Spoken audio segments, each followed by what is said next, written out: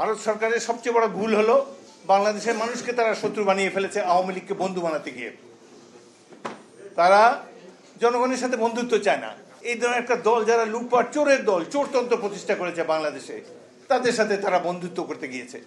অথচ ভারত আর Bangladesh could have been good friends. আমরা যুদ্ধ করেছি, ৭১ সালে সাহায্য করেছে, আমি তো কৃতজ্ঞ সেই জন্যে। তারা নিজেদের ধান্দায় করেছে, চিরশত্রু পাকিস্তানকে ধ্বংস করার জন্য করেছে, সেটা তাদের হিসাব।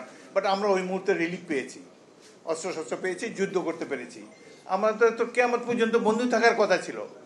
কিন্তু এই যে অ্যাডভান্টেজ নিতে চায় বন্ধুর, যার জন্য এই যে চতুর্পাশে প্রত্যেকটা দেশ ভারতের বিরুদ্ধে চলে গিয়েছে। Nepal is the only Hindu country in the world. একমাত্র হিন্দুদের দেশ হলো নেপাল, হিন্দু কিংডম ছিল আগে। অথচ আমাদের চেয়েও ভারত বিরোধী তারা।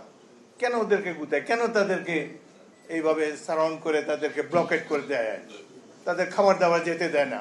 নানা কারণে। এই যে প্রতিবেশীদেরকে উত্তক্ত করা হলো ভারতের হ্যাবিট। আমরা তাদের সবচেয়ে ভালো বন্ধু হতে পারতাম ৭১-এর ইয়ের জন্যে, কিন্তু এই একটা অবৈধ শাসককে, ডিক্টেটরকে, চোরতন্ত্রের তল্পি বাহককে সমর্থন করতে গিয়ে তারা বাংলাদেশের ১৯ কোটি মানুষকে শত্রু বানিয়ে ফেলেছে। তারা প্রতিদিন কই পাকিস্তান সীমান্তে তো একজনও মরে না, আমাদের কেন গুলি করে প্রত্যেক দিন তারা লোক মারে? এর কোনো প্রয়োজন আছে?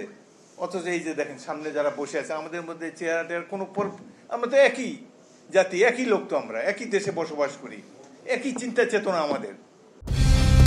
কালার এক্সপার্ট, জর্জ স্যাপ এবং মাইল্ড অন হ্যান্ডস টেকনোলজি সমৃদ্ধ অরিক্স ক্রিস্টাল ওয়াশ আপনার লন্ড্রি এক্সপার্ট।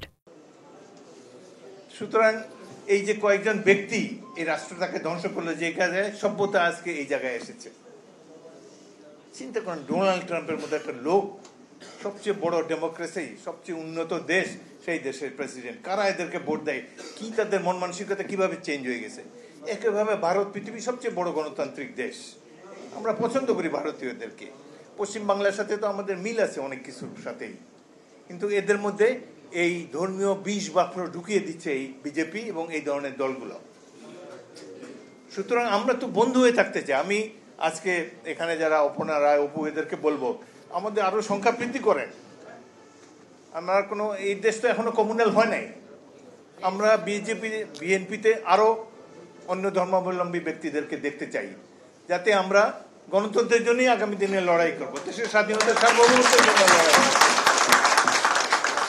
আমি পরশুদিন রিপাবলিক টিভি, কয়েকটা এই রিপাবলিক টিভি আমাকে গত ১ সপ্তাহ ধরে প্রত্যেকদিন ফোন করে। আমি তো ভাই বলে দিলাম, এক মহিলা ফোন করে, ভাই আপনাদের তো নাম শুনি নাই, এটা কোথাকার, এটা কি ন্যাশনাল চ্যানেল? বলে যে না, আমাদের 6 মিলিয়ন সমর্থক আছেন নাকি তাদের এখানে। আমি তো ভাই আপনাদের তো নাম টাম শুনি নাই। আচ্ছা ঠিক আছে, দেখবো না, আজকে আমি অসুবিধা আছে যেতে পারবো না। আমি পরশুদিন তাদের ইয়েটা দেখলাম, যে এরা এই যে চ্যানেল আমাকে বারবার করে, এরা কি বলে। ওইখানে তাদের প্রোগ্রাম দেখে আকাশ থেকে পড়লাম। সেখানে প্রোগ্রামের অ্যাঙ্কর বলতেছে দেয়ার হ্যাজ বিন এ কু ইন বাংলাদেশ, অভ্যুত্থান হয়েছে এবং সেখানে মার্শাল ল জারি করা হয়েছে। আমি নিজের কানে শুনেছি পরশুদিন। ভারতীয় একটা টিভির অ্যাঙ্কর, ওয়েস্ট বেঙ্গলের টিভি বোধহয় রিপাবলিক, বলতেছে এটা সামরিক অভ্যুত্থান হয়েছে, বাংলাদেশে এখন মার্শাল ল চলছে।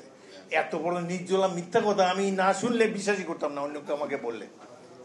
তো এইভাবে একটা দেশের, ভারতের মতো একটা বৃহৎ গণতান্ত্রিক দেশ, ওয়ার্ল্ডস বিগেস্ট ডেমোক্রেসি, আমরা তাদের ডেমোক্রেসিকে অ্যাপ্রিসিয়েট করি। তারা এইভাবে একটা বাংলাদেশের মতো উন্নয়নশীল একটা দেশ, আমরা কারোর জন্য কোনো থ্রেট না। আমরা আমাদের দেশের লোককে খাওয়াই দেওয়াই আমরা সুখে শান্তিতে বাঁচতে চাই, উন্নয়ন চাই। যেই জন্য যুদ্ধ করেছি, সেই সাম্য, মানবিক মর্যাদা, গণতন্ত্র, এগুলো দেখতে চাই। এগুলোর জন্য তো আমরা যুদ্ধ করি। আর আমাদেরকে ডিস্ট্রয় করার জন্য এই বিজেপির সরকার এইসব কথা বলতেছে।